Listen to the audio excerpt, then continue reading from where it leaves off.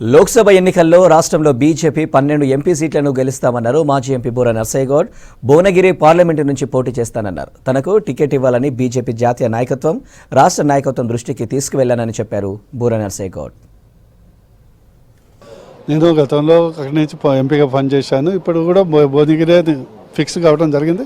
మీకు కూడా తెలుసు, అందరికీ తెలిసిన విషయం, జగమెరిగిన సత్యం.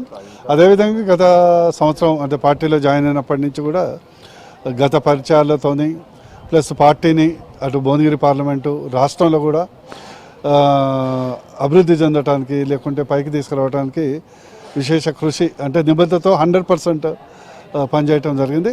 అయితే నాకు భువనగిరిలో ఒక అడ్వాంటేజ్ ఏముంటుందంటే, సరే రాష్ట్రంలో అందరికీ తెలిసినా కూడా సొంత నియోజకవర్గం ప్లస్ గతంలో నేను దాదాపు ఎంపీగా ఉన్నప్పుడు 9,000 కోట్ల రూపాయల అభివృద్ధి చేయడం జరిగింది.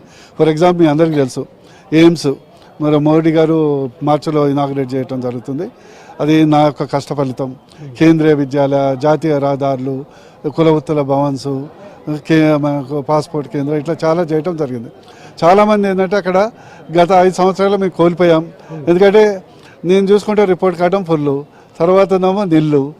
ఖచ్చితంగా మోడీ గారు ఎట్లాగో 3వసారి ప్రధానమంత్రి కాబోతున్నారు. బూర నర్సయ్యగౌడ్ గారు ఉంటే పార్టీలకు అతీతంగా ఆకాంక్ష ఏంటంటే డెఫినెట్లీ మన భువనగిరి పార్లమెంటు నియోజకవర్గానికి మరియు తెలంగాణ రాష్ట్రానికి బాగా ఉంటుందని రోజు కనీసం 10-20 ముఖ్య నాయకుల ఫోన్లు పార్టీలకు అతీతంగా చేయడం జరుగుతుంది. ఈరోజు తెలంగాణ రాష్ట్రంలో ఆస్తులు పెంపినాయంటే కేవలం ఇన్ఫ్రాస్ట్రక్చర్ పెరగటం వల్ల, అంతే కదా.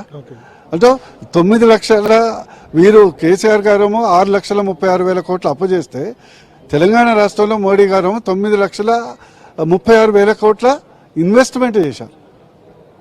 అంటే అందుకొరకు నేను తెలంగాణ ప్రజలు విజ్ఞప్తి చేస్తున్నా, కాంగ్రెస్కి అవకాశం ఇచ్చారు, ఓకే డన్. ఇప్పుడు పార్లమెంట్లో ఖచ్చితంగా మోడీ గారు 3వసారి ప్రధానమంత్రి అవుతారు. తెలంగాణలో అత్యధిక ఎంపీలు ఇస్తేనే మన తెలంగాణకు అభివృద్ధి అయ్యే అవకాశం ఉంటుంది. అందరి అంచం మేము 17/17 టైట్ ఫైట్, మినిమం 12 అయితే గెలుస్తామని నాకు.